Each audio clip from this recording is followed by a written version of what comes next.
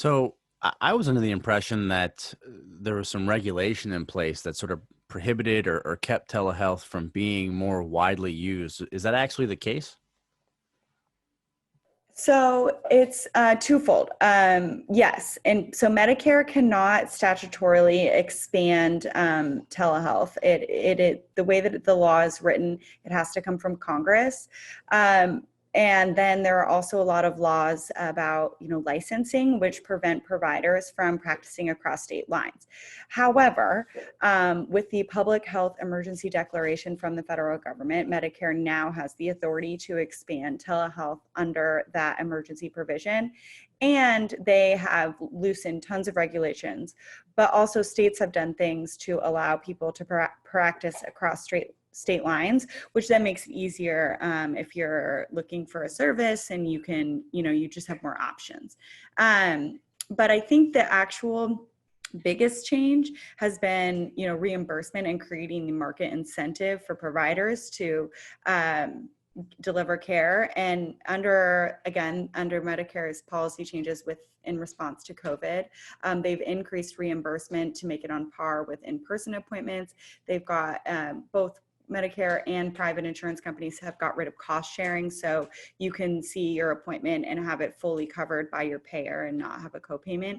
And those changes have also, again, in conjunction with people staying home, have really led to providers to see a financial incentive to provide more care virtually. I would say, though, that if we go back, if this emergency declaration expires and we go back to the pre-COVID laws, I do think people will still continue using telehealth at a higher rate.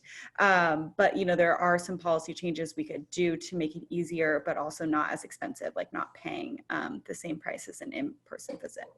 Yeah, you started going down the path that I had in mind, and that is if this is under the guise of these emergency orders and states are loosening some of the regulations as a result of the pandemic, how likely are we to see sort of a snapback as opposed to making telehealth a more permanent presence in our healthcare system?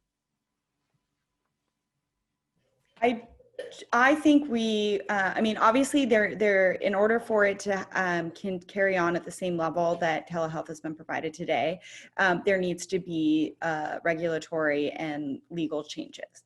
That being said, I do think we have kind of passed this tipping point where the demand is going to be there, because once you sort of break down that barrier of people seeing that telehealth, works for them, that it's easy, it's hard to sort of put the toothpaste back in the container. What is tube? I Yeah, couldn't even come it's up a with messy the right process word. either way. It's messy.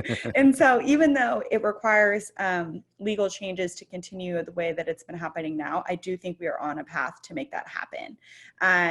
So some of that is going to require Congress. Again, without emergency declaration, Medicare doesn't have the authority to expand telehealth. So for example, the way that Medicare laws are written right now, you have to be at an approved site, and except for a few very specific circumstances.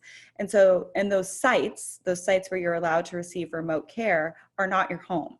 So it would involve going into a doctor's office and then seeing a doctor virtually. So for example, if like a specialist wasn't in your area, you would go in and you could have a virtual appointment, but it still requires you leaving your house and seeing people and all of that.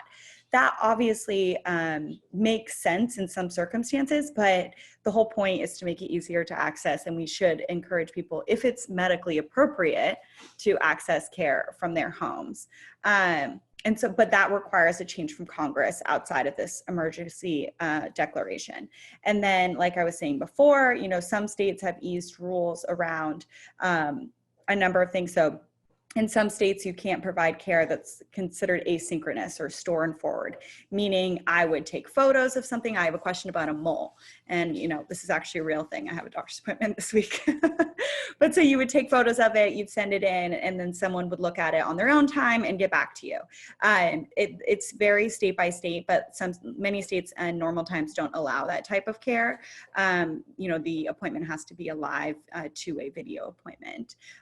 You can imagine moving forward that might change, and states that have eased up those laws won't put them back into place.